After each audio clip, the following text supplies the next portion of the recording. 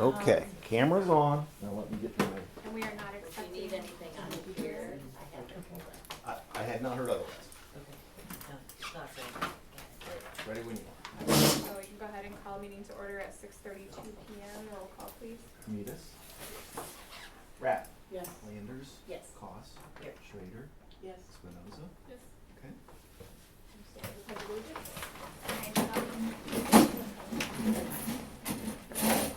I pledge allegiance to the flag of the United States of America and to the republic for which it stands, one nation, under God, indivisible, with liberty and justice for all.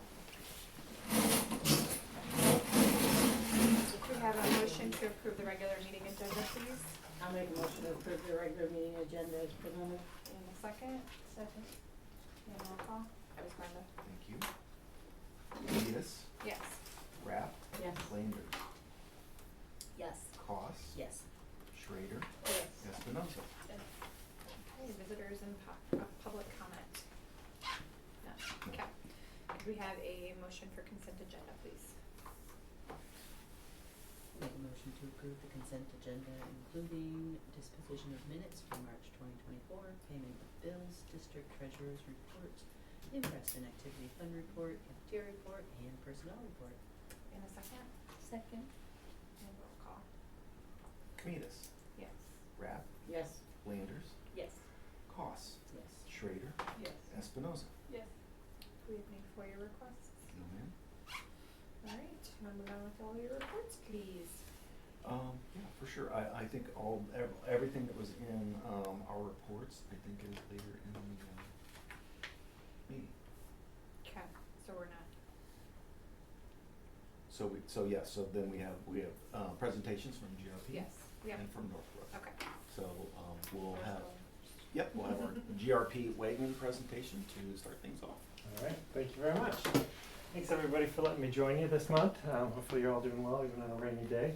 But the goal today was just to come with a bit of a solar update, but then mainly talk about what we had talked about, I think, two board meetings ago, about looking at the HVAC and starting to bring some additional numbers that we'll bring next month for you guys in May, and then June, I think, is when we were looking for the contract. Is that correct, Brad? Correct. Okay.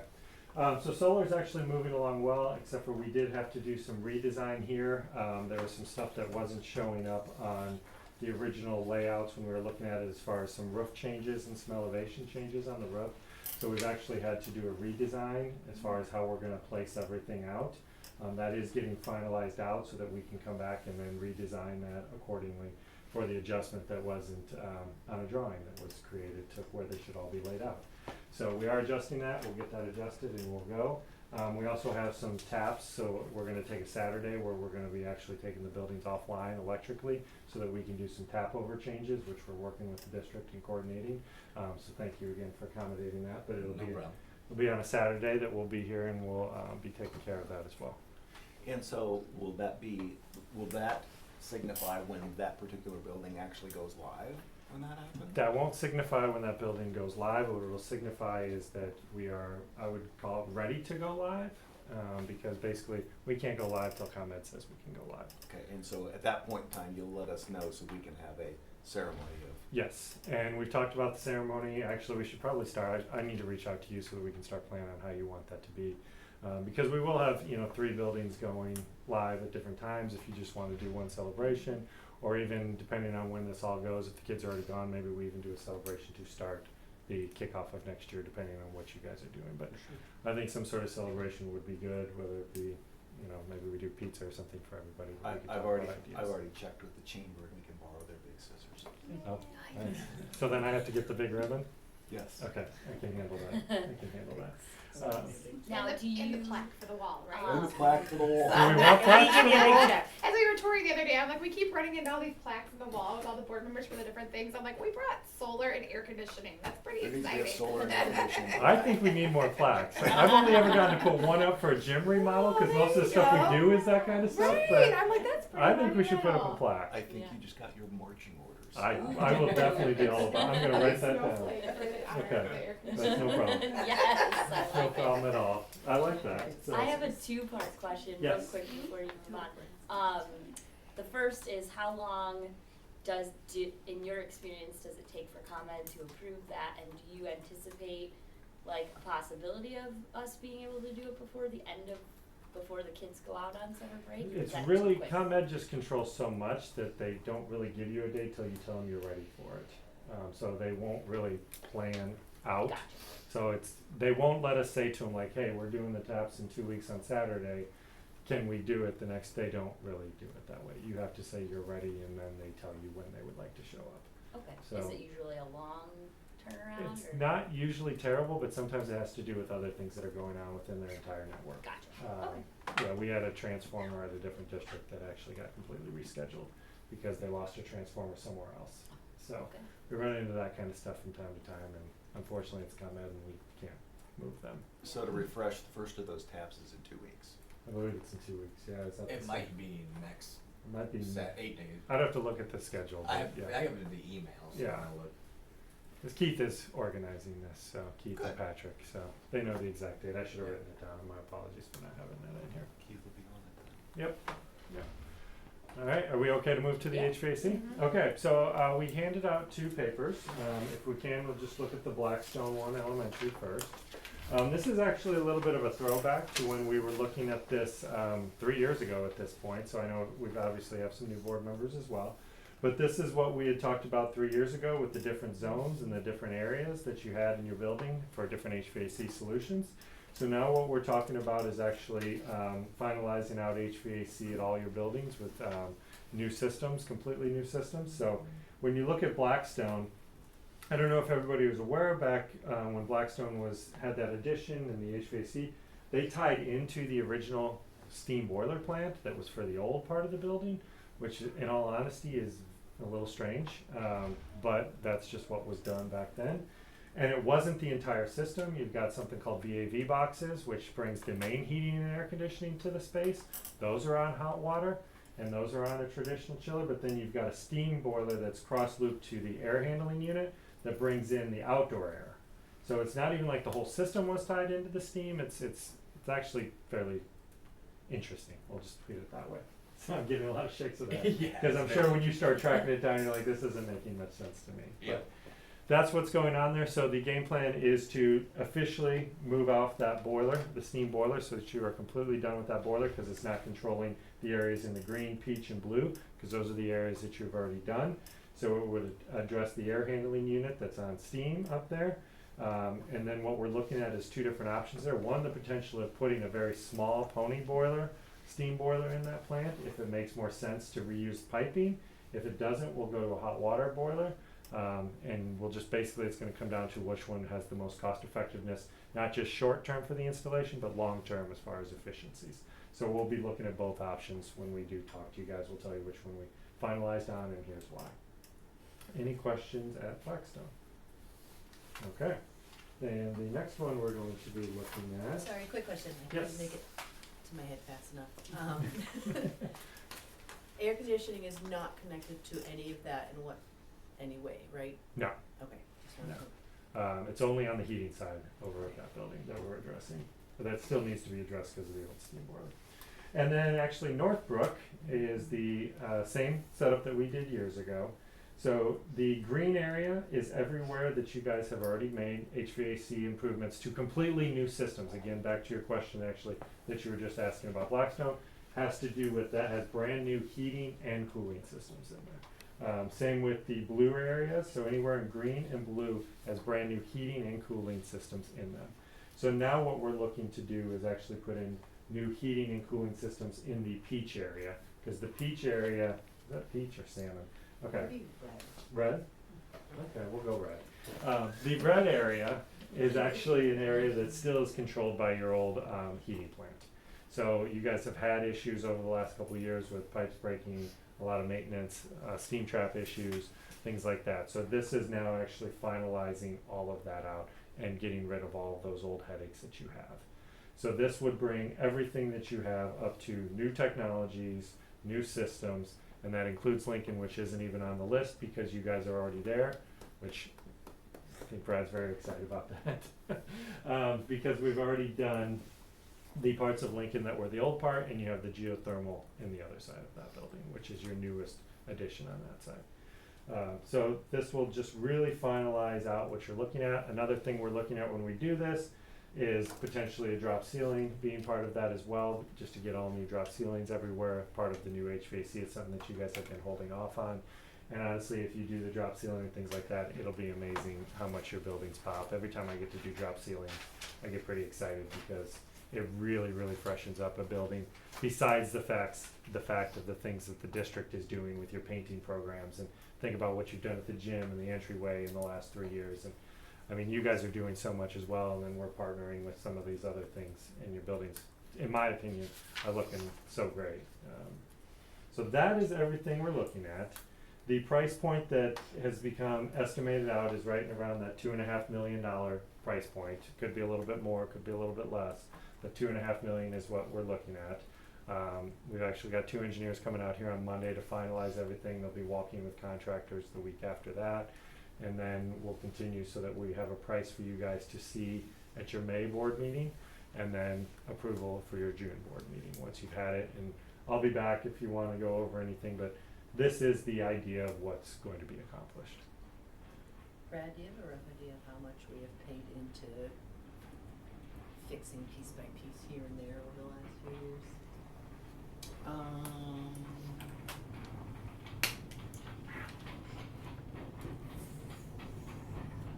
It's probably 7 million after the summer's work. For the HVAC and the boiler and That'd be turrets? HVAC, that'd be solar, that would be.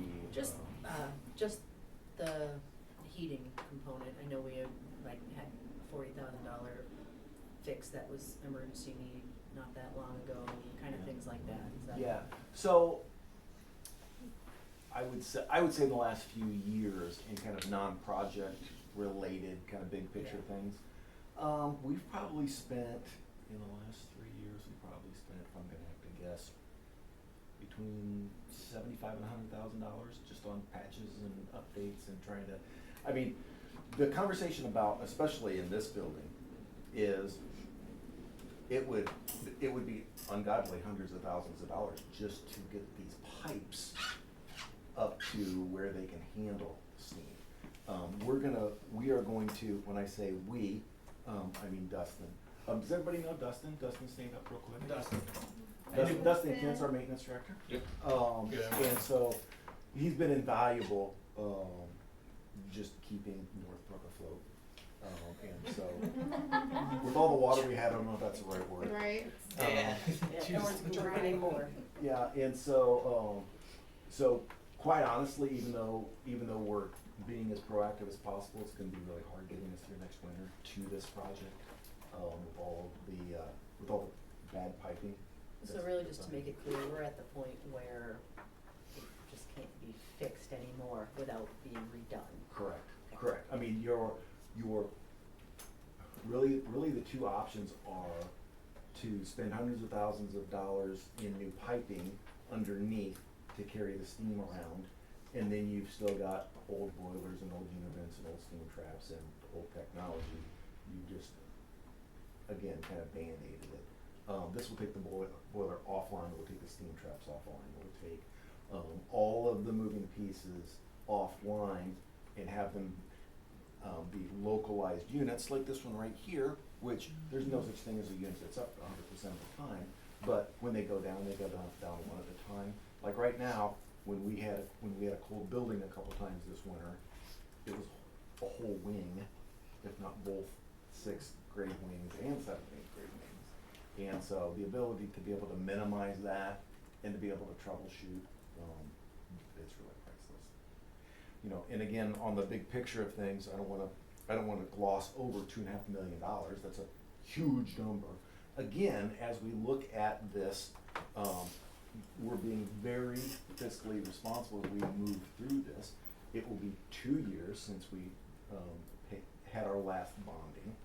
Our last bonding extended our bond cycle 2 years. So there's a very prescribed method why we're going in this lockstep manner, is because by the time we get to issue more bonds next spring, we'll be at the exact same financial place as we were last spring.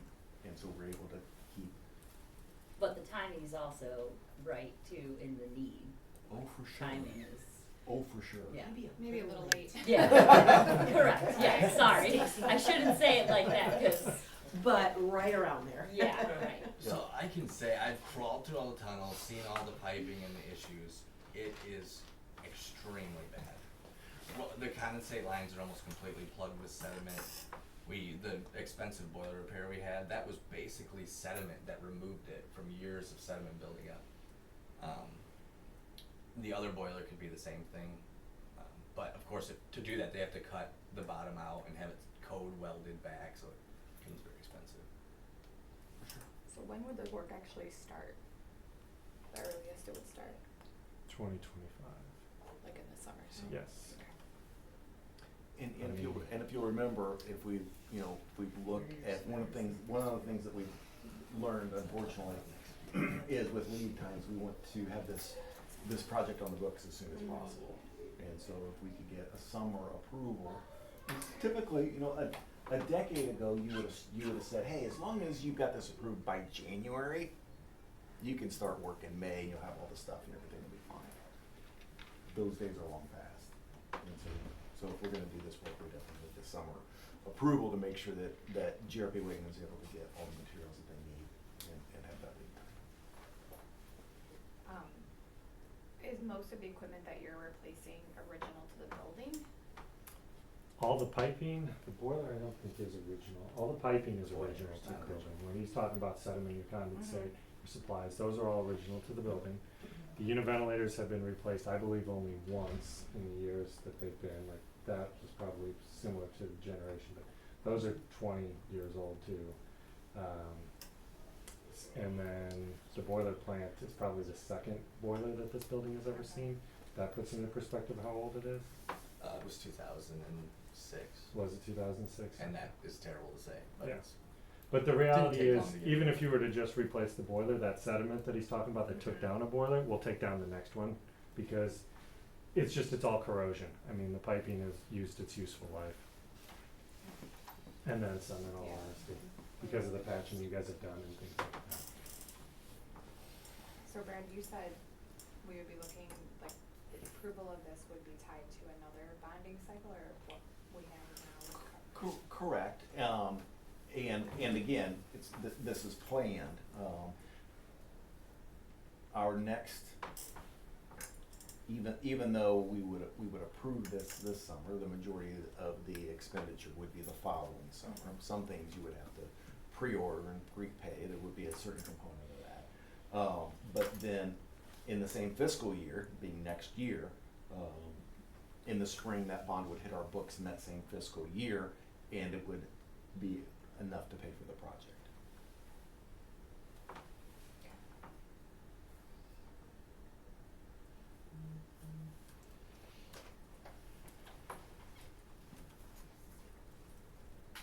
Any other questions on that?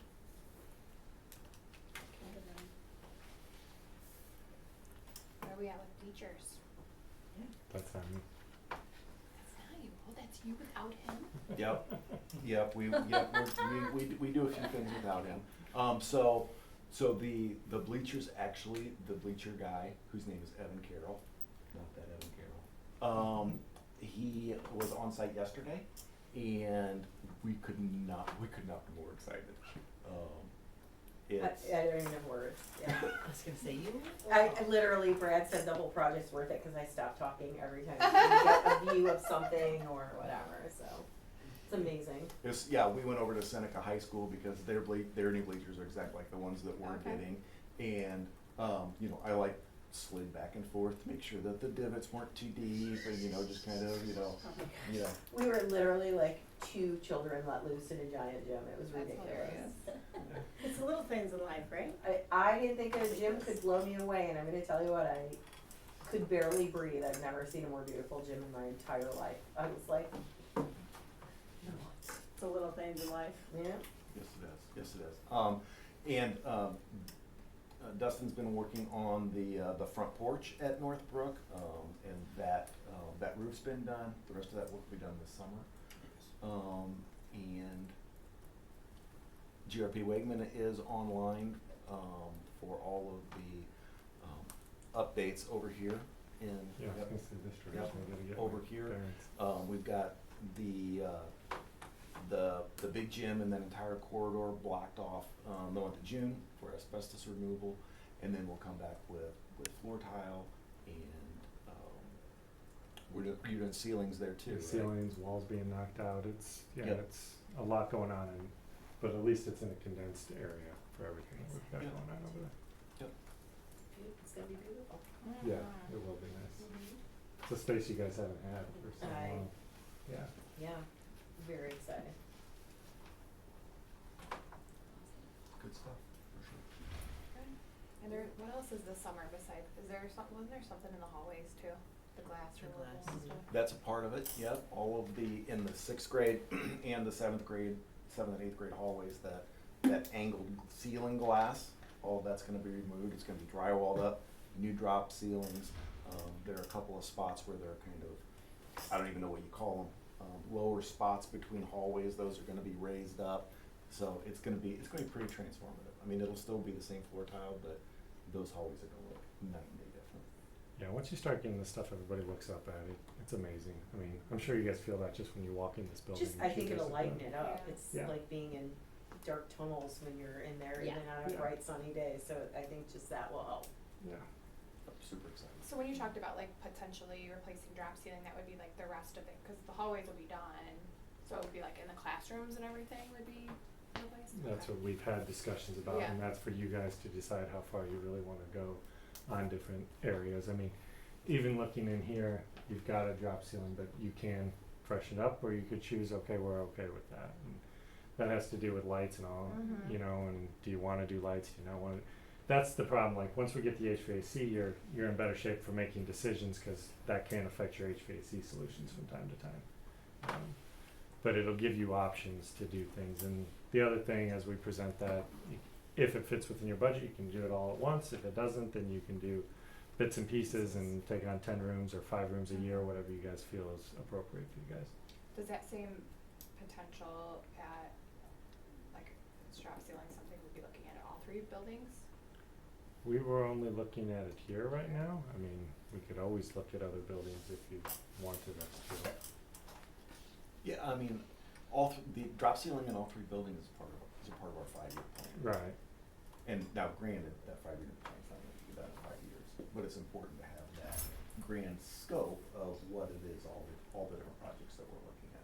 And drop ceiling in all three buildings is on that list. Yeah, and maybe what would be helpful, Brad, I guess it's just kind of popped into my mind. When we come to that June meeting, with the information for what you're getting done, we can update the 5-year plan, because we are about 2 years into it, and there's certain things we've moved up, certain things we've moved down, and we can just update it and what And it we're would not look gonna like. update it, we're gonna leave it as is, and we're gonna cross-strike through things. Okay. Add some things that You we've like to also check done them and off, cross yeah. those off Cross too. them I off. like to do. Okay. Like That makes everyone sense likes to to me. do lists. Did we get anywhere with the idea of the front parking area here getting expanded for buses? Yeah, so, That is happening. yeah, so that actually, probably 90% sure that's gonna happen this summer. Dustin's done a great job of coordinating, with the firm that does our asphalt and concrete work, and so, yeah, and I know it doesn't sound like a lot, but for us to be able to widen that 4 or 5 feet, for not a lot of money, I think it's gonna be pretty impactful in traffic flow through that narrow lane. Yeah, it is It tight. can get tight in a hurry, for sure. And perhaps some no parking at drop-off signs? That's actually, I think I have to coordinate with the police department for I that. couldn't, it just drives me bananas. There's always like one car parked right dead center and then no one can drop off and pick up. It's probably Jenny Espinosa. Jenny, knock it Come off. on. Hey, I tried to drop him off at the corner. He doesn't want to. I don't mind the dropping off part, it's the people that literally park and get out and come inside the building in the middle of the drop-off lane. It is annoying. No more, for Oh. sure, for sure. Okay. All right, anybody have anything else for Scott? And I should have introduced Morgan. Morgan is here with me today. He's shadowing Marion all about the job. Yes. Great bow tie, everybody loves a bow tie. Where's yours at, Brett? I know, right, he's showing me up. Well, thank you very much. Alright, Really thank appreciate you. it. Yeah, thanks Drive for being, safely. thanks for being here. We appreciate, next month's, or we look forward to next month's presentation for sure. Sounds perfect. All right, thank you so much. See you All right, later. good luck, Maureen. Thank you. You're gonna need it. See ya. Paula Daly, you're up. I'm up, round one. I have two presentations tonight.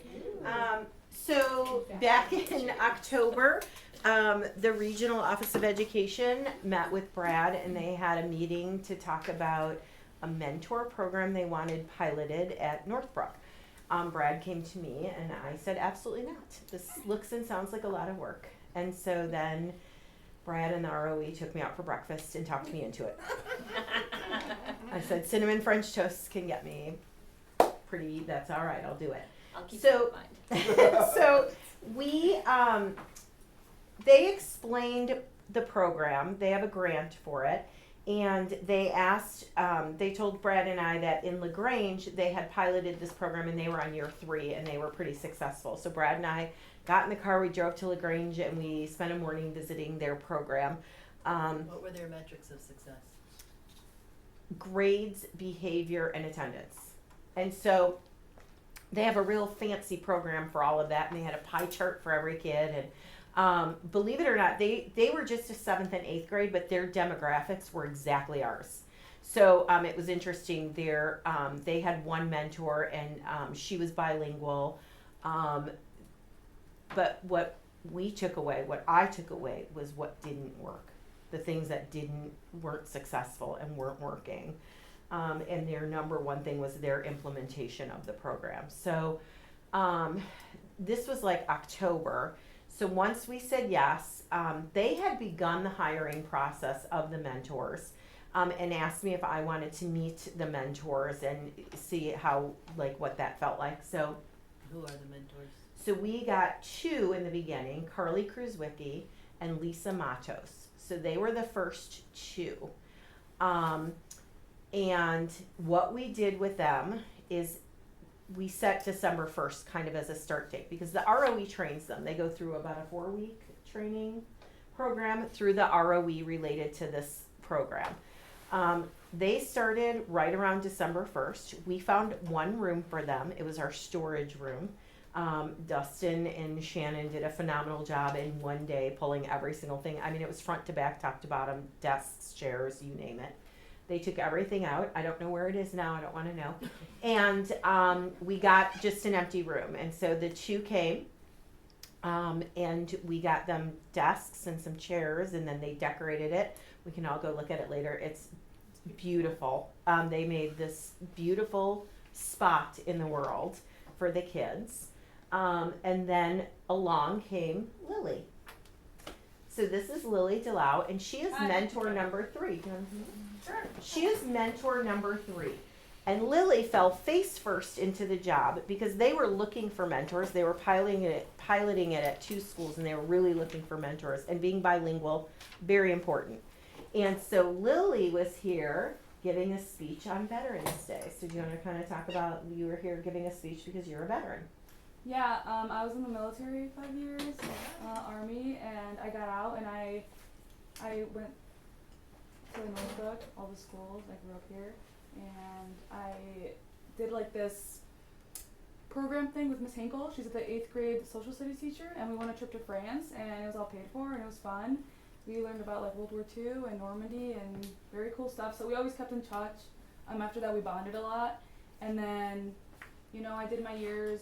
I got out, came back here, I have family here, and she was like, hey, I really want you to speak at the Veterans Day, but this was like, she asked me the year before this past one, but then COVID hit or something. No, we had the happened. flu. It was when we had the flu during Veterans Day, and we were like, don't come here, don't come in the building. Yeah, so that happened, and then it got canceled, and then she asked me again, and I did. I'm glad I did, because then after that, I came and talked, and then you pretty much recommended me for this job. I was working at Freedom House as a DB advocate over there, and I really liked that job. So I did an interview with Ryan, and yeah, I loved it. The second we met and we had the interview, I just knew he knew, and we were like, yeah. So I wasn't planned. I always say that as a joke, like I was like the adopted one, or I don't know. I was never planned. That's funny. And then, so they started at Northbrook and Serena. They had 2 and 2, and then I kind of weaseled my way in here because I wanted to be in here, and She's bilingual, and that is Yeah. very important here, and I think it's important with kids to show representation. but I love it. I love coming to work. We have up to 30 kids. We each have. They pretty much get referred. So what happened here was the staff and you guys came up with a list of people that wanted referred based on like academics, behavior, attendance, and some other stuff. And we reach out to the parents, we talk to them about the program, get their consent, and then we start working with them. We do like an SDQ, which is like their behavior. It's an SDQ, it's like a questionnaire. Like a survey type Yeah. that they can give to the students and the families. Yeah, and then we do goal setting, so stuff that they want to work on and that we like give suggestions, and then I include the parents too. Our goal is to like include the parents as well too. So we meet with kids at least once a week for like 10-15 minutes. We monitor their grades, their attendance. I'm always like bothering them. I feel like sometimes like I'm like annoying. I'm always like, what are you doing? What are you doing? What are you doing? But it's really fun. I love it. And at first, some kids are like, who are you? Are you a teacher? Like, are you a counselor? Are you a therapist? I'm like, no, I'm just a mentor. Like, I don't know. So they bring, they're not school affiliated, which is the best thing we can say. They are these positive beams of light for these kids that they're a safe spot. What they are doing, I don't even think to bring the data. We're looking at their attendance, we're looking at kids' grades, and we're looking at behavior, and everything is improving for their caseloads. We can honestly say what they're doing is the preemptive strike before something big happens. So they're a kid can seek out when they want. We set up, I think we've talked about it before, we have an app on every kid's Chromebook that's just a button they can push, and they can see any social emotional counselor in the building. But they have to fill out the form like, I'm at a 10, I'm super stressed out, I'm thinking about this, I really need to see somebody. And it goes directly to our social worker and counselor's phones. And they can go pull that kid, or they can prioritize it if they want and be like, oh, okay, we're gonna see if you can handle the next like 22 minutes by yourself, whatever it is. So what we did is we created that same form a little bit different, and every student who has a mentor, the mentor app is on their Chromebook, so they can signal. We got played by the kids a lot in the beginning. They were like, I gotta go see the mentor, and we're like, we gotta put an end to this. So it's much more controlled and streamlined now. Because they started December 1st, around there, they didn't see a kid till mid-January. What we did is we listened to LaGrange and we did this super slow rollout. They came in and they learned the schedule, and they only worked with teachers, and they just became super integrated with the staff. They wear the spirit wear, they're part of the staff now. I took them around classroom to classroom and introduced them to every class. And I said, these are the mentors. You're going to be seeing them in the hallway. And they're always out in the hallway. They're there before school, after school, talking to the kids. We have kids coming in and they're like, I want a mentor. I need a mentor. It has been probably, in my years of education, one of the best programs I've seen. It makes so much sense. We have these super wonderful, helpful people who are never there to nag at a kid or what about this or why are you doing that or whatever it is. They're just positive. If it's 20 minutes of Uno a kid needs, great. That's what they need. They need that person. It has truly been life-changing for Northbrook. And I know that I will tell you that the social worker and guidance counselor will tell you that they're meeting their minutes that they have to meet for the first time in years. So the mentors are really doing that preemptive, keeping everybody positive and moving along in a day. So, So I have a question, sorry. sure. So do we still have 3, or do we just still have, we only have 2? Well, things are gonna get tricky, but Okay. next year I know for sure I'll have 2. So one of ours, Lisa, is actually gonna be our social work intern as well next year. So she will kind of have a dual role, which is so exciting for And us. she's a graduate of here. Yeah, yes. Yes, because I So, coached her. She will be one for sure. And then, so the program is getting really big really fast. The ROE has been out talking to everybody. Brad and I went and spoke at a superintendent's. People feel, I'm not sure what the feeling is overall, like, oh, I got to implement another program, or oh, you want me to bring people. My whole thing was, where do you want me to put them?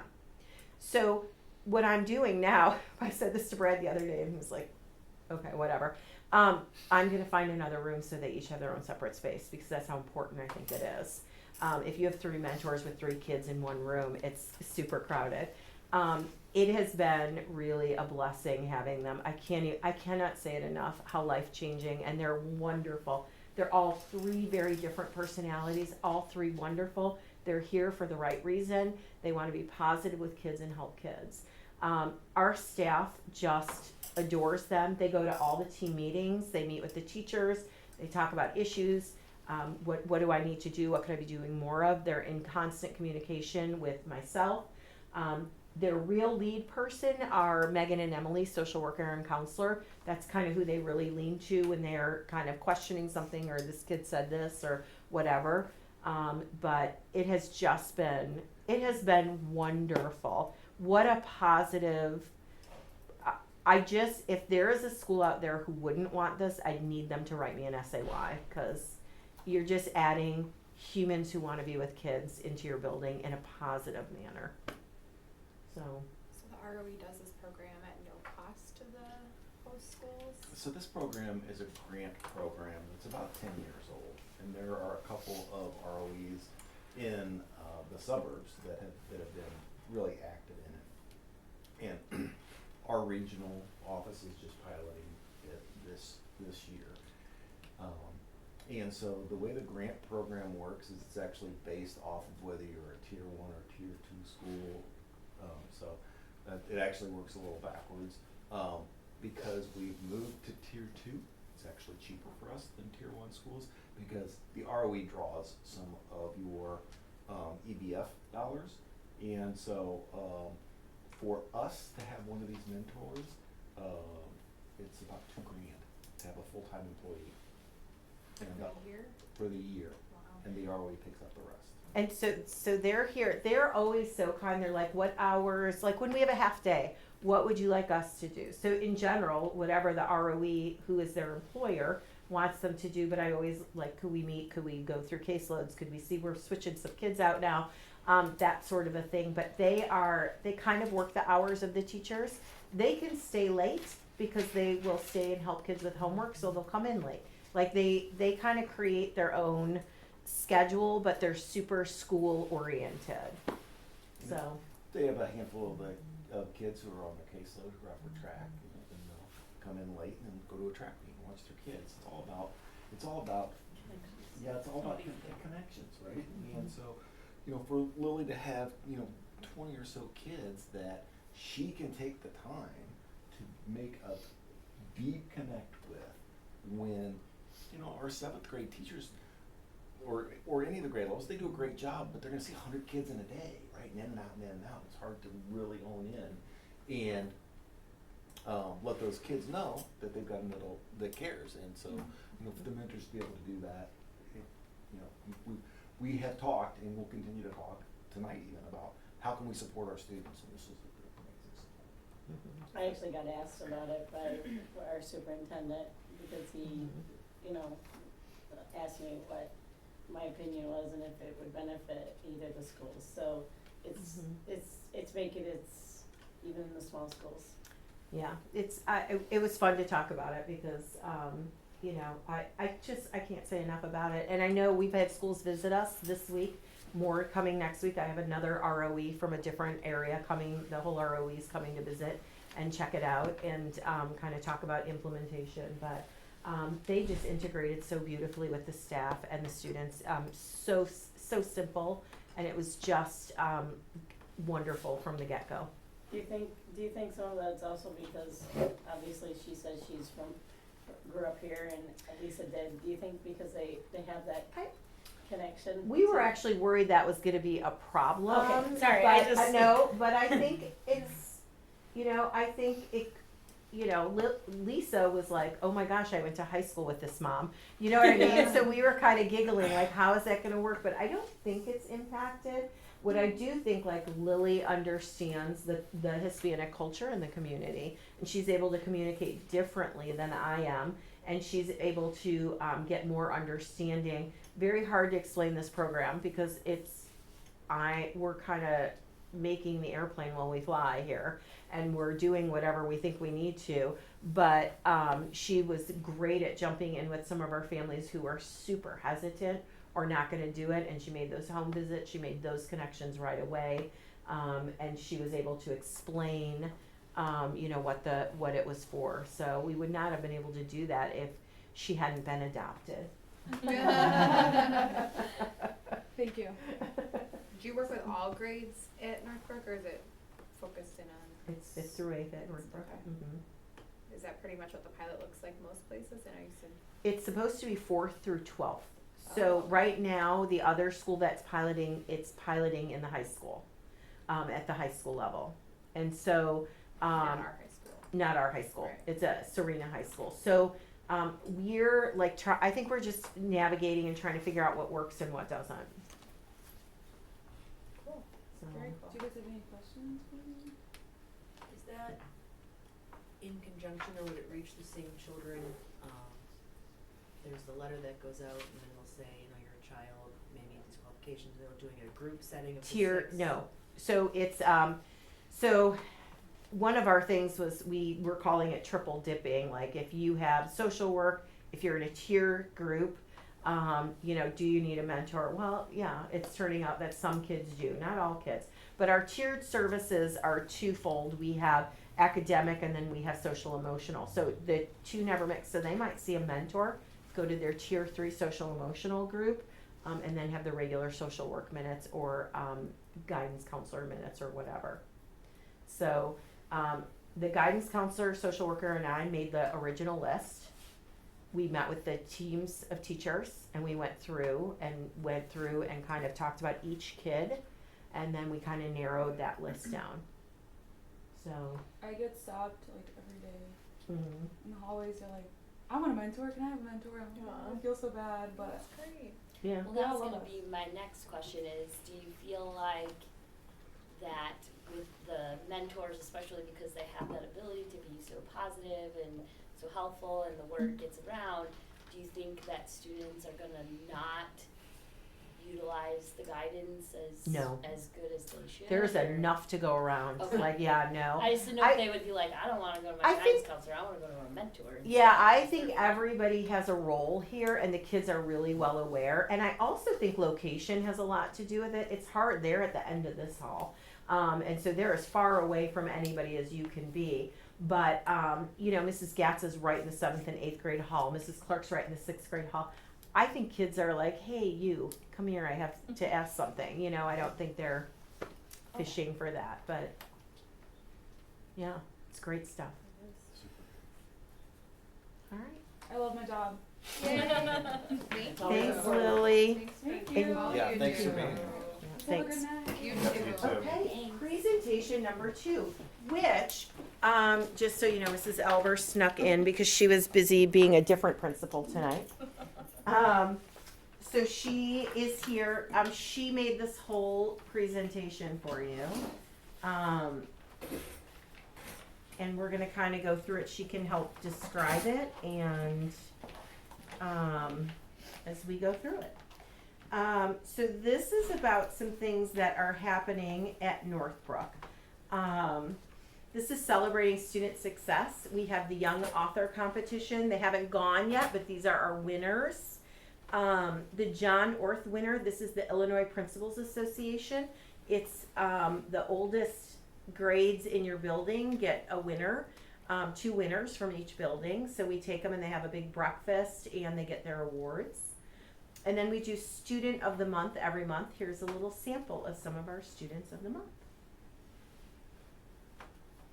And they are nominated by their teaching team. So the 6th grade team will nominate a student across Adam's picture up there. We'll nominate, each of the teachers will nominate a student, and Explorer will nominate a student. And they receive a McDonald's coupon with their Student of the Month certificate. Another area that I think I've spoken to you guys about already this year once was Spartan Smart. We are really finding ways to really encourage the positive behaviors, these goals that we've set for our kids, the expectations that we've established. So we have done so many different activities this year. We've had a rock, paper, scissors competition. We've had a dodgeball tournament. We've done minute to win it games. We have had games versus teachers like knockout. And we count tickets every single month for the kids to compete class by class to see how many tickets they have each month. And you can see 7th grade there celebrating in the bottom because 5th grade bodes itself to getting more tickets. They are with one teacher all day long. They are celebrated for some of those elementary type of skills still. And so 7th grade for the past 2 assemblies has been in the lead and has been striving hard for those tickets. Their teachers set some expectations for them as far as things like not using extra bathroom passes, turning in your homework for an entire week, and they're giving them tickets for those things. And they're getting very excited that they've taken the lead this last couple months for Spartan Smart. So we're going to do a big May blowout assembly for April. We're doing monthly giveaways of our prizes, pulling Spartan Smart tickets in the morning and having kids come and pick prizes every morning. And so they're very vocal about the prizes. They were into the gift cards and then they're like, we're sick of the gift cards. So now it's like soccer balls and fishing poles and things like that. My God, the first fishing pole that we pulled out for a prize, you would have thought it was a brick of gold. It was hilarious. I mean, they want the fishing pole. So, That's cool. Spartan Athletics, Heather Friedline is changing our universe here. She's giving a lot of opportunity to kids to go to different places. She's working very closely with Brock Zink at the high school and creating fantastic opportunities. They're going to NIU a lot. They go to Mendota High School a lot. We've got some regional champions there. That was very exciting for the girls' volleyball season. And here are some more athletics. And this year we did host all of the conference tournaments. Tonight is the last one here. We have one more for track. I will tell you what, it was a lot. It was a lot. And I have never been so happy to see tonight come. And so Heather has, I don't think she slept in a year. So I'm hoping that that's what she gets when this is all over. But like right now our Scholastic Bowl's up there. But even concession stand volunteers, we're really trying to figure out the concession stand and ways to get more people involved with that. For community involvement, a few things that we've been involved in this year was the big Christmas celebration in downtown Mendota. Our cheer team and our choir both went and represented our school downtown and performed for the audience that was there. Mrs. Hinkle's enrichment class has also partnered with Reimagine Mendota this year. They have been taking polls of our students and interviewing our students to find out what it is that our youth want in our community and to really create programs and initiatives that are engaging to them. They just were given $1,000 from Reimagine Mendota to create a project that they will actually be implementing in May, and our kids got to vote on that. So the 8th grade team created, I think it was 6 different possible options of some programs that they're going to use that $1,000 for, and our kids were given Monopoly money at lunch that they've got to vote on which activity they wanted that $1,000 spent on. So they decided they're going to be doing a movie night in May. They're gonna, I think, bring in food trucks and have a sponsored activity from Reimagine Mendota that our kids are completely planning. And So yeah, it money was for. Miss Hinkle's 8th grade RTI class that is planning all this and got the money. And Reimagine Mendota comes in weekly to talk to them and talk about how to plan events and how to do this. So It's been interesting because they were like, how much is $1,000? Like, I know they know what $1,000 is, but what can $1,000 buy you? So we'll be announcing that whole movie night and what's going to be coming with it. We're looking into, it might have to be at the library, depending on the copyright of a movie. So we're working on that right now. I have a question. So since Reimagine Mendota gave the $1,000, is the movie night gonna also be open to students to go to, for example, Holy Cross? Oh, it's Is it going to be just- open to Yeah. the public, Okay, yeah. okay. It's Yeah. open to the public, yeah. This is the raised garden bed project. So if you looked up this window right here, you'll see our raised garden beds. And this is born out of a lot of people wanting to do this. So we've got 8th grade science, our ag class, Dustin Kent, Sandy Seamer for ESL. Everybody's pitching in because everybody's really excited. So they built the beds in the fall, the dirt got delivered, winter came.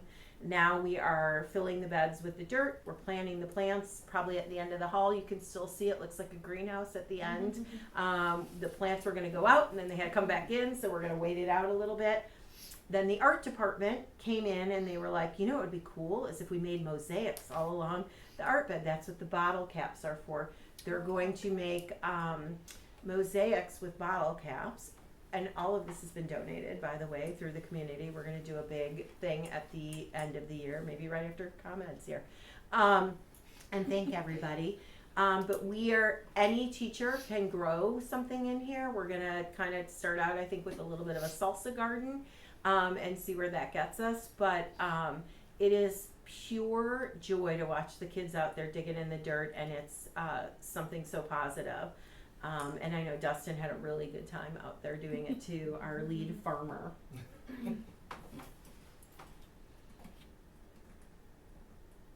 So our band has had a few different opportunities to travel and to be out in our community. We've been very fortunate to be partnered with the high school this year, that our programs, for the elementary school were there, and we also had our 5th grade band concert at the high school as well. The 5th graders really get that taste of what it's like and are very engaged to continue, through their band program. Our full band also played with the Mendota High School at the football game, or played on the field at the football game. And we had 3 students who were selected to be part of the District 2 Honor Band this year and traveled to perform with them. This is our working together. I have to tell you, you don't know, and we do know how much goes on every day in a school. And it's so much fun, and it's so many good things, and every room is busy, and every teacher's busy, and every teacher has their own little pet project, and all of these things are going on, and we don't pay any attention to it because it's our day. Like, that's exactly what's supposed to be happening. So we started putting together this slideshow, and Alyssa was like, oh my gosh, look at this one.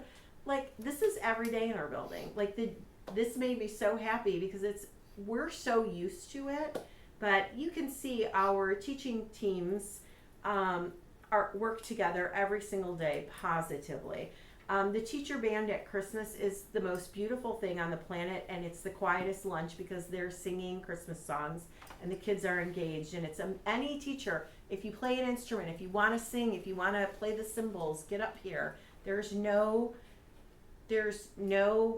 organization to it, and it works perfectly.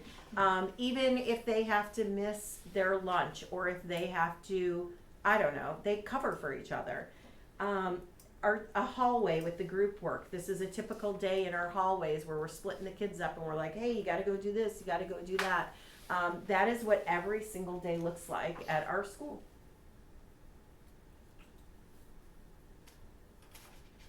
So these are some of the enrichment activities that have happened in our building this year.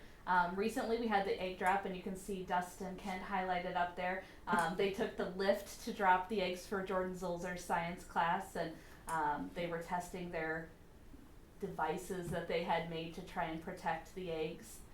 They also had a bridge engineering contest where they went to Dimick School to test the structural ingenuity and strength of their bridges, and competed against other area schools in that.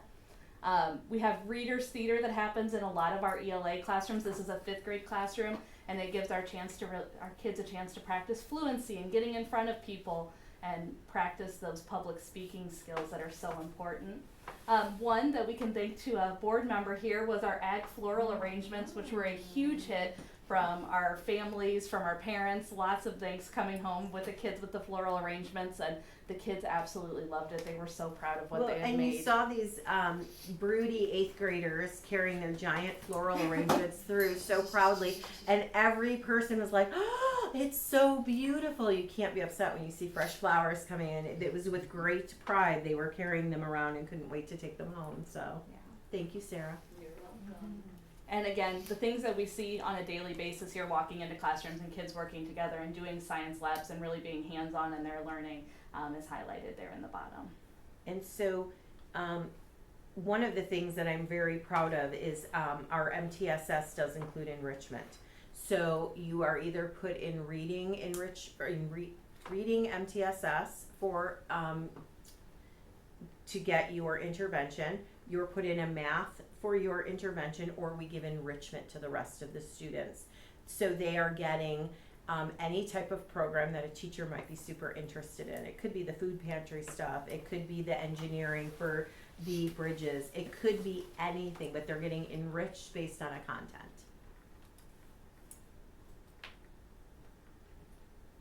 The cutest slide of all.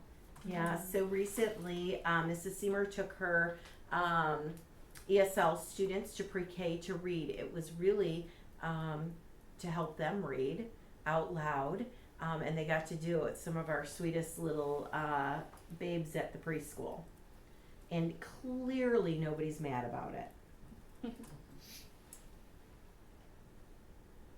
And I bet you can guess what day this was on. We had such a great time, and I really want to thank Brad, because he was like, hey, an eclipse is coming, and the rest of us were like, what? That's not exactly how it happened. But That's how I recall it was a random January snow day, and I sent an email to all the other administrators. Hey, what do we do on April 8th? And they were all like, what's April 8th? And you're going, I'm not gonna be in the building. Yeah. So, You guys need to do something awesome.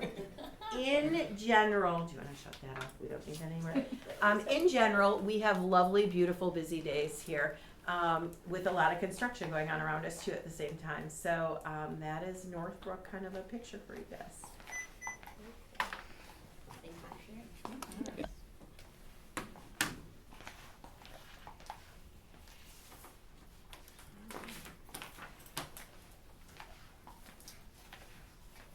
You just said you don't have anything specific until we get further down, right? Okay. So you don't have any board committee, No. we do, we have the health insurance. Yeah, so committee. health insurance Forgot. committee coming up. We tentatively have a health insurance committee scheduled for May 1st, and so our health insurance renewal is really bad.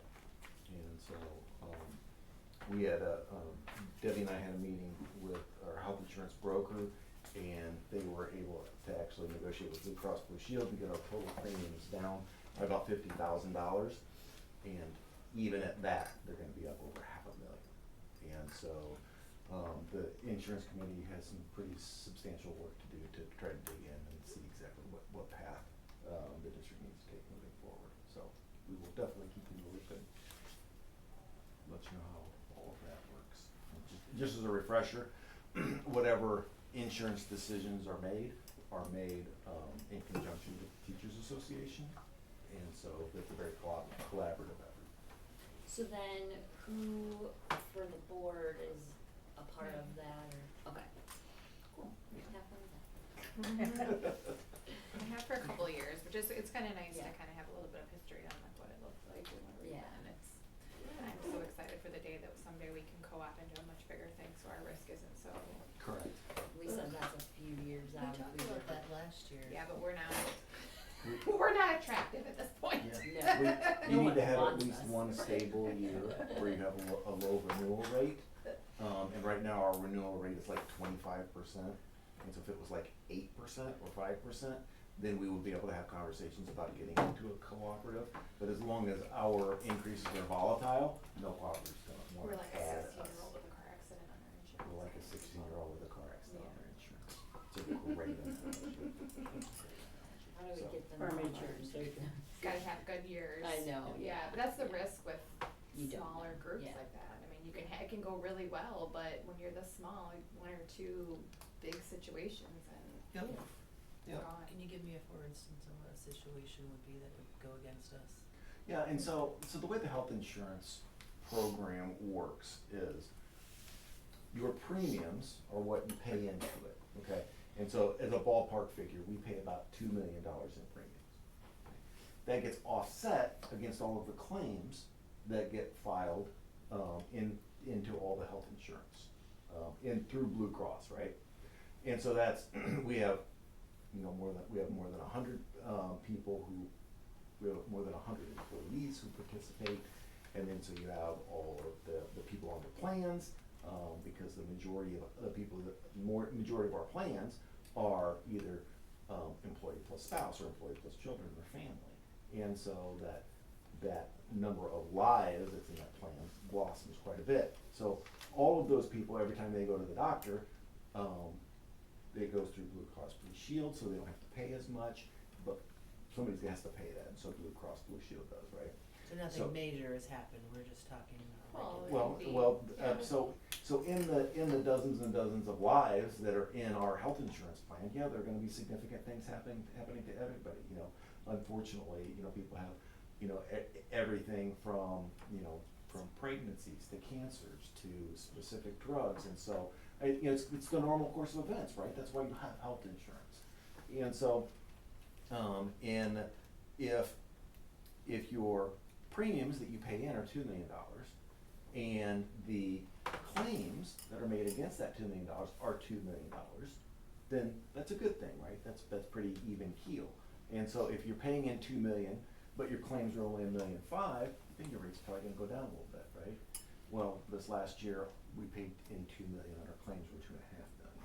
Got it. And so the insurance companies are like, that just cost us a ton of money. Mhm. We have to correct all of this. And so that's the conversation you have every year.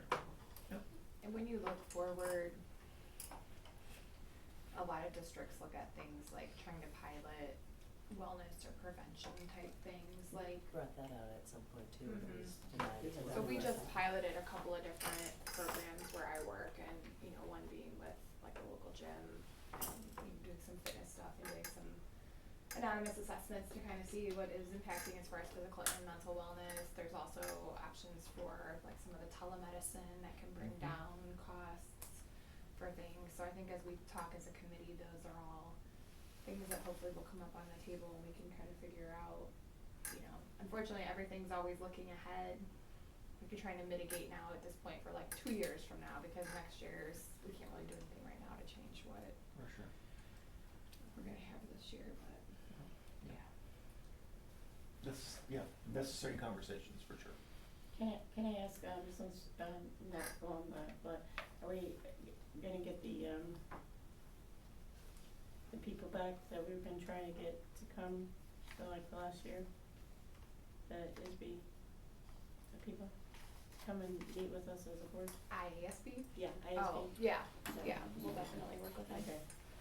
Yep, just gotta get through a few more weeks of crazy in my life, and then I feel you. We're living in 2 school years simultaneously, all Yeah. of us right Oh, now. yeah. Yeah. Three right now. Get through one, and then we can look at life again, right? Yeah. For sure. So we'll definitely keep you updated as we go through that. Okay, student handbook revisions. You shared that out with us. Yep. Via email. Did anyone have any questions about it? Is that handbook in Spanish? Yes, I did a couple years ago. Yeah, I think everything on our handbook, we have a I don't Spanish think version so. online. Yeah, they made it. Oh, after I got it. online? Yeah. Okay. Yeah, There is one online. online. They made it. They made it after I I'll got on double board. check on that. Yes, there is one online. Yeah. There you go. Because it was a thing I pushed to Tyler his first year as being the. thing It will was need to be updated. The Spanish version has not been updated yet, but our current one is available in Spanish. Yeah, for sure.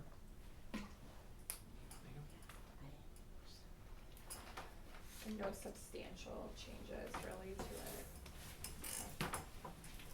It changes when how the law changes. I mean, that's really the,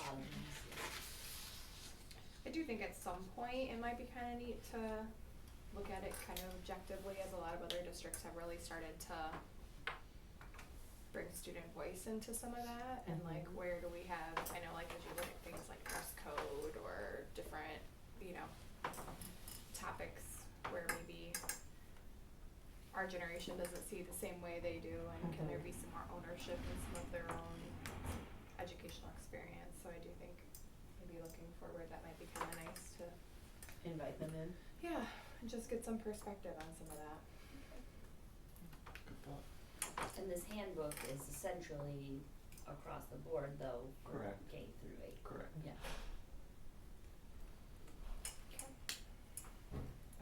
So we need a motion to approve the handbook revisions as presented.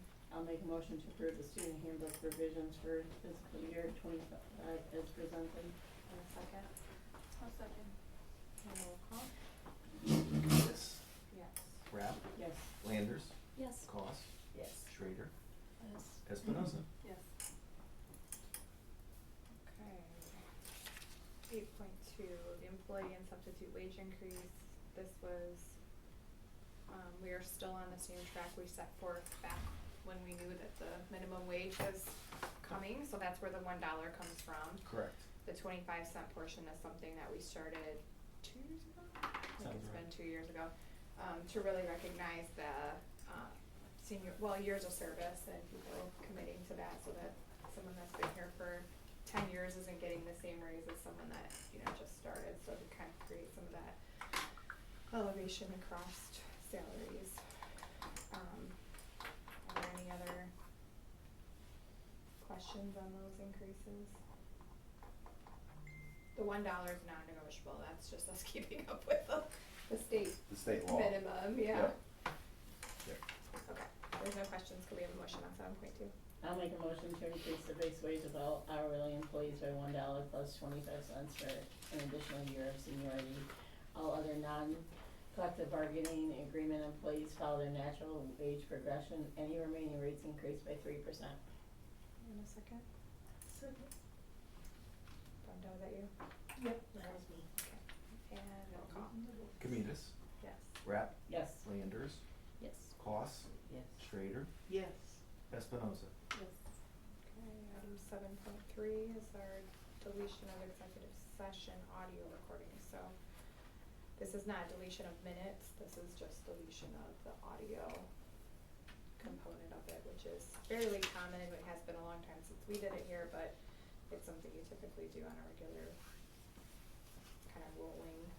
Yeah, that was the only thing that I was gonna ask is like, would we then just try to continue to do that each month? or- No, no, just no, no. like once a year. Yeah. Okay, okay, I've seen some that do it like Yeah, each no, I month, think they we just should do do the it. next one back, but, okay. We've never deleted since I've been on the board. Really? No, we've never deleted since we've been on the board. Cause we had all those interesting topics. But I mean, it should be all captured in. Yeah, in no, but written yeah, we never minutes. did. Yeah. I'll make a motion to approve deletion of executive sessions audio recordings 18 months and older per state statute. 1 second. And roll call. Espinoza, Yes. Camitas, Yes. Rapp, Yes. Landers, Yes. Cost, Yes. Schrader. Yes. Okay, let's have a discussion about the tennis court. Yeah. So don't have anything to approve tonight. I still don't have anything from the city.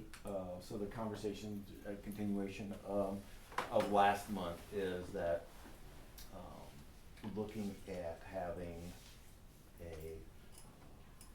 some skateboarding, roller skating, skate park equipment added to that. There's somebody here in town that would do that.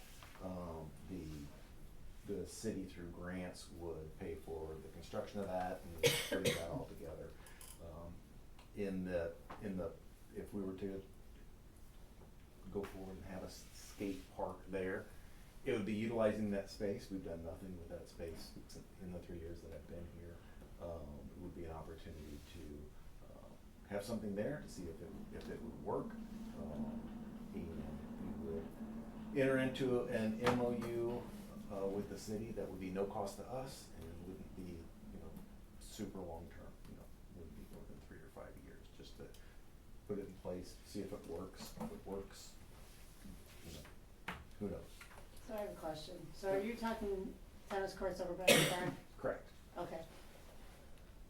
So I messaged Teresa and Brad, cause I have some real big concerns of it, considering that previously there was tennis courts that were out by the soccer fields, and it was a big move back then that they wanted to make a skate park. And it became lots of issues, a lot of vandalism, a lot of other things, and not taken care of, liability, a group, you know, just not taking care of things. So I would be very concerned of creating it, not that I don't want students, but I also think that is also a neighborhood that has houses, and who's going to, make sure that is supervised. So I have a real concern. So we've had a skate park Yeah, before? it was out by the soccer fields, Oh, okay. yeah. It was a big push. That was a long time ago though, wasn't it? It was about 15 years ago, but it was a big push, because it was what a group wanted. They went to the city, you know what I mean? Was it utilized? I mean, did it just sit there Oh. empty? It kind of probably mixed, but it became a eyesore, vandalism, other things like that. Would it be all of that land as well, up to the water, No, it would just be the tennis courts. just the tennis court area? Correct. Would it stay fenced in? It would. And then what is our liability Yeah, that's my with, question, Yeah. insurance and stuff. We would like, not if have anyone additional gets hurt liability. skating, we don't, As part of the MOU, that would be the city's responsibility. But if the city didn't keep up with it, we would step in? If the city didn't keep up with it, then according to terms of the MOU, then we can dissolve it. but we wouldn't have to like send maintenance out there or maintain anything. We would, our maintenance and upkeep of that property would be no more or less than what we're currently doing. And we have Which some in other kids. you're mowing around. Yeah, we mow around it and we weed eat, or spray, probably. Who came up with the idea of a skate park? It would have been, Annie Short's grant work with, I would assume, Reimagine Minnesota. So I would be interested in, jumping off of that same question, figuring out like where the idea came from, how he brought up maybe some potential concerns about it being, you know, surrounded by houses and stuff. I would think it would be really nice to hear kind of a presentation to the community, like from the people that actually want it to be there, and outlining what's gonna be installed, what age groups it's targeted at, like what's the length of the agreement, cause if you say it's 18 months or 2 years and then it runs out, do they have to then take all of that equipment back out again, because people will continue to use it whether the MOU's in place or not. Yep. You know, so kind of put it back to the way it was. If it doesn't work, like have they collected data from, I know they've done a ton of youth surveys and engagement with youth, which is awesome, and if that came up as something that youth have indicated they really want, then I think of course we would support looking at that, but I just wanna make sure it's not like a, Shot in the Well, dark. then it- Right. to Yeah, keep- but we're approving something where we don't have the background data. on it. Well, no, we're not, definitely not doing that. No. But, I mean, No. Yeah. Well, and but I it can't mean, be but, helpful. you know, if we enter into the agreement, we need to know a few more things Yeah. before we can comfortably do that. Well, I think also from a PE side, you could teach, I got the net generation, the supplies free, going to the PE conference, just by going, like that could be a PE unit that they could teach, which is gonna then only develop the tennis program for the future at the high school. So are we giving that away of a possible curriculum for our students when Are we those don't? tennis courts even playable as tennis courts right now though? Aren't they so sunken and? They'd have to have work done to them. And I think that's an important question to ask too, like what, if they're not playable as it is now, you know, do we look at, do we make it something totally different? Or is this like a situation where it could go back to what it was if we needed to? It'd be interesting to hear from Ms. Friedline too on what she thinks, like, cause that is space that's ours, that Yeah. is set up for athletics, I have so. one other hypothetical question to like piggyback off of what Holly said. I don't know or remember any skate area in the past. If like that drew in a crowd of, you know, kids to utilize, would that potentially draw in more kids hanging out around? Like, I would be the type to not skate and just observe. Would that like cause more kids to be in and around the rest of our And there's hardly any lady either. facilities and potential ruining of the other facilities? I don't know, like, cause it'd be one thing if we drew Yeah. attention. Okay, I remember it being built and then I worked for the city when Yeah. it got taken down. yeah, I was trying to think that it was your, yeah. The one at the Y in Peru, I think they have like, they're open 9 to 9 or dawn to dusk, like you can't be there after dark, it's just a rule. I never see anybody on it, but. Yeah, but who's enforcing that rule? No, I used to work at the Y when they built that, and it was the same thing.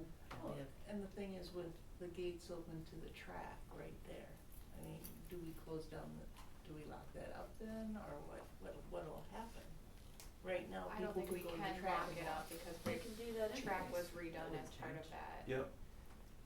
Would agree with that. Money was fundraised by community members for the track to be used by community members, so I don't think we would wanna lock that up. Yeah, and I wasn't saying necessarily, that's a good question, but I wasn't suggesting that, I was just like saying it could draw more Right. people there that are just hanging out, and it could be like a really cool hangout place. I just don't know if, It's good or what bad else or that what, brings, but- yeah, like I don't know what that would look like. Well, I I they mean, can't think of can't anywhere in skate, town but we have they anybody also ride their where the bikes kids on just there. go organically other I than mean, the that's lake. part of the fun too. I see a lot hanging out actually like at those basketball courts Yeah. since they've been redone. Okay. And so like when my daughter's playing softball and my 5 or 6-year-old son is playing on the playground, there's sometimes some bigger kids that are hanging out by the basketball courts using inappropriate language and sometimes playing on the playground that probably shouldn't be. So I just didn't know if it was a similar situation, like obviously this is different, but. I just think in general, I love the idea of using it for something, and Yeah. I love the idea of partnering with the city if it's something that, you know, Whatever more it is, people that can supports use. something, Yeah, make but sure I it's the do right think some something. more information around what is it, because that is an area too, because it is a lot of homes, like, skate park is gonna be older kids. Should we consider something for younger kids, you And know, it like might a be park? noisy, would it be Well, noisy? It's both, I mean, I remember hauling little ones up to the skate park in Rochelle at one of their parks, and all ages were using it. I mean, they might not be skateboarding, but they'll be riding their bikes and all kinds of stuff, cause it's fun to go up and down and. Cause there's not even sidewalks around there. So like, I mean, there's a lot of, rough too. yeah, there's a Yeah. lot I think we'd have to look at before it'd be just an okay. Yeah, so But I can love the definitely, idea of doing something with it. Yeah. yeah, I can definitely see if we can get a couple, people at the next, board meeting and continue the conversation. That's great. I like all that. Item 8.1 is press policy. You sent those changes, no significant substantial changes, so. Yep, just cleaning stuff up and implementing law. So this is considered first read, correct? Yes, ma'am. So we will revisit those press policy changes again at our next meeting. Now let's have our conversation about what you sent out today with social worker and ESL. Yeah, so, conversation of what we have had in the past. We wanted to, when we continue the conversation, wanna have a little better, idea of what that definition looked like, kind of a role definition, have a little better understanding of, kind of what those costs might be, what some revenue streams might be, so just kind of tried to, piece all those things together. Starting with the social work, position. the more that we've kind of talked about it as teams, not only the administrative team, but also our TAT team, which includes our existing social worker, counselor, the idea of being able to have more support at Blackstone and Lincoln seems to be really beneficial. To be able to have one at one building and one at the other, where they can really not only support students, but assist the adults in those buildings and really hopefully catch student behaviors before they get to be bigger problems. Seems to be one that would be really well received and could really be a huge benefit for our kids. On the kind of the cost side of adding a social worker, really right now, and obviously wouldn't be, probably forever, but at least next year and probably for the first few years, we would be able to have that be a grant funded position to be able to utilize existing federal funds. Plus, Tyler is writing for a grant next year that I think we would have a really high likelihood of getting to be able to offset that. So I think we can do that position in a pretty cost neutral position. So unless there are any red flags with adding that, I'm looking at probably advertising for that first part of next week. Incredible need.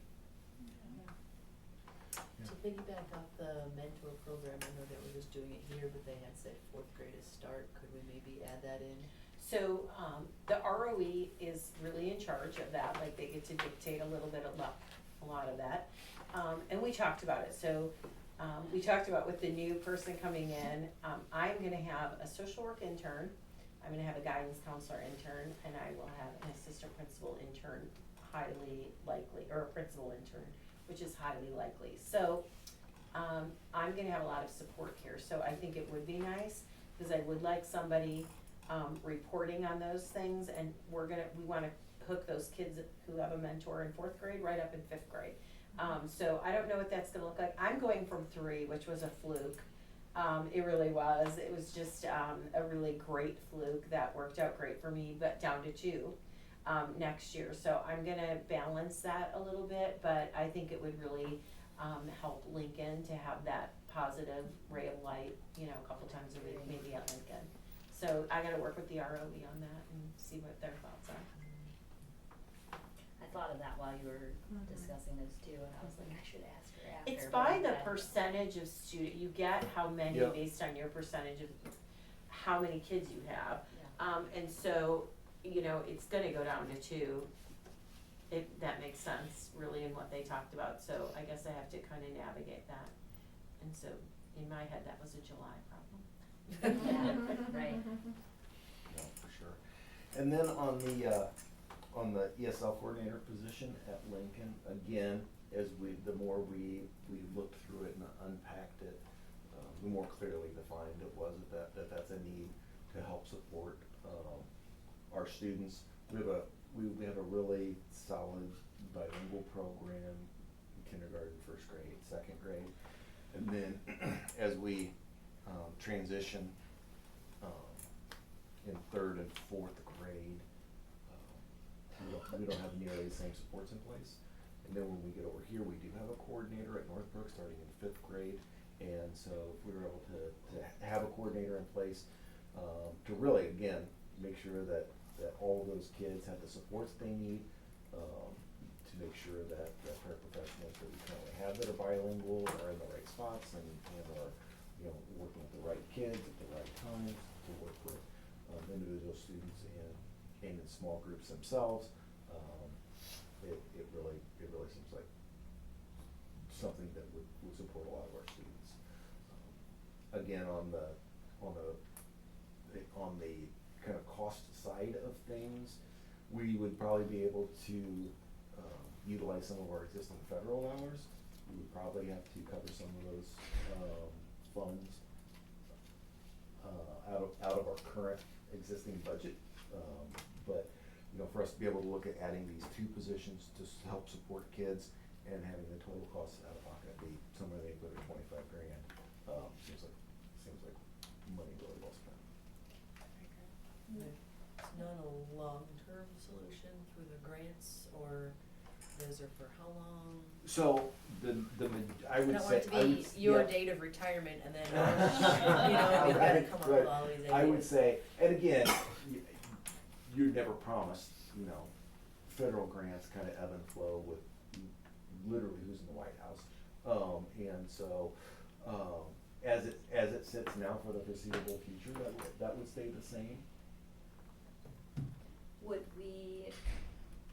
this, like, once these positions are in place, would they just automatically be every year, like, continue? They would. Or would we look at it again because of the financial piece? Because I feel like I am comfortable approving it this year if, those things, but I don't know, like, what it does down the road, or if we still need it down the road, like, based on what else we have, or is Yeah, and this so, something we look at again? that's a super good question. So, once these pieces get put in place, then if we go 2 or 3 years down the road and our grant funds change or things get rotated around, then these are things that are now in place. We would take a critical eye at everything, because maybe this might be more impactful than something that we're already doing. And so at that point in time, you have to be really critical as to how you're spending all of it. And that's not uncommon in education, right? Like, grants change every year, and so. Right, I understand, I guess I was looking for, like, how would we revisit the needs that we're seeing for these positions now? Like, will we reevaluate in 3 years, like, the needs of them still, or can we do with one less of, I don't know. Sure. And then, like, reevaluate what we're spending on that, I don't know. Yeah, I think that's something that we kind of constantly do organically and annually. Yeah, I think that evaluation of all of our programming, is evaluated Happens, every yeah. year. And so I think our needs are gonna increase, I don't see a decrease, Right. but I also feel like they're two really separate positions that have really separate needs in our district. So, I think when I hear you say that, I think, we'd look at numbers as far as like who needs the most support where, and things like that, so. But as Okay. far as evaluating, if the financial part of it, I guess you have to see where you're at every Right, year. okay, yeah, that makes sense. I have another question. What's the timeframe on Paula's second in charge? Yeah, so those interviews. Your assistant. Those interviews have started. I know that there's been a first round that's been conducted. There'll be a second round next week. So with a little luck, we might have somebody for the board to approve as early as the middle or end of next week. And again, with this ESL coordinator position at Lincoln, kind of the exact same thing. Trying to get this advertised next week and move forward with that. Do we have anybody in-house for the ESL? Like, is there any teachers that are currently that? So it will be, and again, full disclosure, I've actually already had this conversation with the association. With this position, it's more important that they're bilingual than that they have some specific credential, right? And so there's a possibility that this might not be somebody who is a certified teacher. We would love for it to be, obviously that would be position A. But when push comes to shove, the driving prerequisite will be that they're bilingual. Okay, that's it. I was gonna ask the same thing. So then, this is just me not knowing, like, the financial side of what you guys figure out. So then, like, based on what their credentials are, like if it's a teacher, is that considered then like a teacher salary, or how would that work as far as like who we hire for that position? Yeah, so my assumption is that regardless of this person's actual credentials, that they would go off the teacher salary schedule and kind of as a reference. And because that's gonna be the expectation,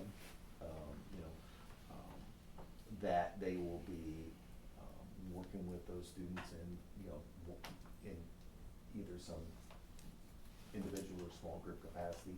They'll also be coordinating other adults, to make sure that the students have everything that they need.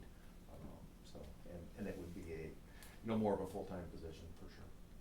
So if it's not a certified teacher, like, what credentials do they have other than speaking Spanish? If they're working with kids, yeah, like, pull out and stuff like Yep. that, I feel like it should be. Yep, yeah, if they have prior experience, working with kids, depending on what credentials do they have, what are their experiences, So what are your, like, minimum requirements when you publish it out?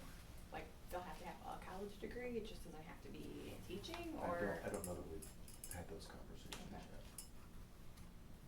We're gonna be an I guess the associate's, question is, our current coordinators, what are their credentials? So currently, we have always had at Northbrook a coordinator who has had their teacher's license. And I don't know that that's always best served us and our kids. Because of the language situation? Yeah. Like, if it had been a bilingual certified teacher, Yep. it would have been, Yep. which are like gold. like, I think about it back when, like, I was at Lincoln, it wasn't a bilingual. It wasn't a bilingual Currently, it's person. bilingual here. Teaching. It is currently, Yeah. but hasn't been in the past, Yeah. so, yeah. Okay. Any other discussion on those two? So we'll just wait to hear back from you Yep. on how that's going. Do we have a need for an eye? Any other? The teacher survey, you guys go over that and adjust what your thoughts are accordingly. Correct. Amazing. Yep. I do think, thank you for bringing that back up, maybe it was like forever ago. I do think we had shared some concerns previously about some of the special education programming, wanting some more information. It seems like that kind of was mirrored a little. Was actually going to be, one of the presentations tonight. We were already a pretty full roster, so that will be, Okay. that will be a May presentation. Yep. Teacher appreciation is coming up.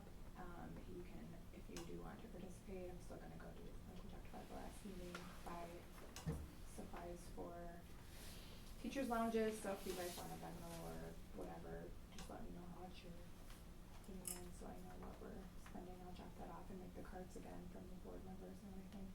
Brad sent a couple of opportunities to be part of things coming up. And then, we very quickly needs to be communicating about 8th grade promotion, graduation time, right? Yep, June 4th, 6 p.m. at the Mendota High School gym. Just let me know if you're gonna be there. We just set up chairs for you. Dustin sets up chairs for you. Up on the stage part of it. So save your date if you can. Yeah, and at that, staff appreciation week, for